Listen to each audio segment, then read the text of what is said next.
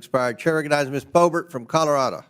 Thank you, Mr. Chairman. The outrage here has been absolutely unhinged. As we've seen in the media, we're seeing Politico, who's laying folks off, and as they're being defunded of American tax dollars, they can no longer sustain themselves. And so the outrage is just going to continue from those who are no longer going to be able to support their businesses from American taxpayers, and we simply want accountability. We want oversight. This is the Oversight Committee, and unfortunately, Congress has done a crap job of oversight and accountability over quite some time, I would say decades, and that is why we have this new commission that is created, and Americans are grateful for it. President Trump campaigned on having this DOGE commission to have oversight and accountability, and it is our responsibility to codify what happens. I am pleased with the expedited efforts that have taken place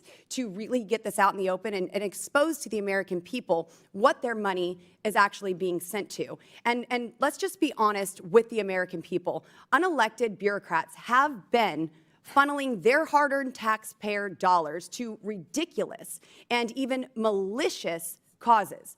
DOGE is doing the hard work to uncover the truth and make our government work for the people rather than funding policies that are actively hurting them. For example, Dr. Resch, in your testimony, you state that the recommendations from the Department of Government Efficiency will exacerbate public health crises.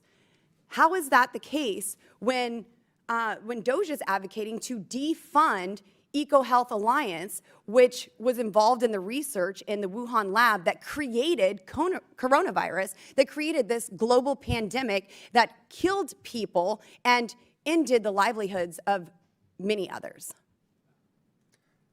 My statement was in reference to across-the-board firings without specific I think government employees have been given the option. They can have an.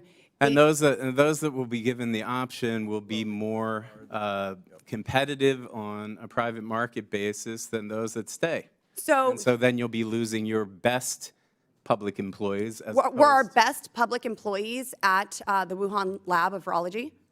Were those our best employees? Was that where our funding was going, to the best and the brightest who started a global pandemic? I'm saying when you make a 20% across the cut without any I think there's been a lot of inefficiencies, and I'm excited to see where this goes and the exposure of that. And Dr. Resch, the last administration weaponized NGOs to aid and abet illegal aliens across and within the interior of the United States. We saw millions of taxpayer dollars being funneled to NGOs that were spent on plane and bus tickets, hotel rooms, and even to coach illegal aliens on how to illegally stay in the country. Heck, we have a congresswoman who is currently coaching illegal aliens on how to stay in the country, what terms to use, even if they are untruthful. Now, Dr. Resch, how does transporting millions of unvetted illegal aliens into our country make America safer? And how does stopping the funding of those NGOs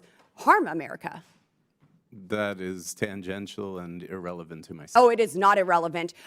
Let's go through the list of relevancy, shall we? When we have open borders allowing millions of illegal aliens coming into our country unvetted, then the relevancy is in terms of Laken Riley, Jocelyn Nungary, Rachel Morin, Ruby Garcia, Elizabeth Medina, and I could go on and on and on and on with the American citizens who were killed at the hands of illegal aliens. So I think it's pretty relevant to say we need to look into these NGOs and what they are doing with these unvetted illegal aliens coming into our country and remaining into our country. Would you agree?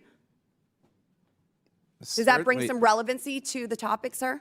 Not to workforce cuts across the American public service. Well, but we're also talking about the funding that is going out. We are cutting spending at an executive level, and I hope that we codify all of that here within these chambers to ensure that it doesn't go out again. Now, in your testimony, you also mentioned that DOGE proposals reflect an agenda to dismantle professional government. According to you, this is fundamentally at odds with the principles of democratic governance.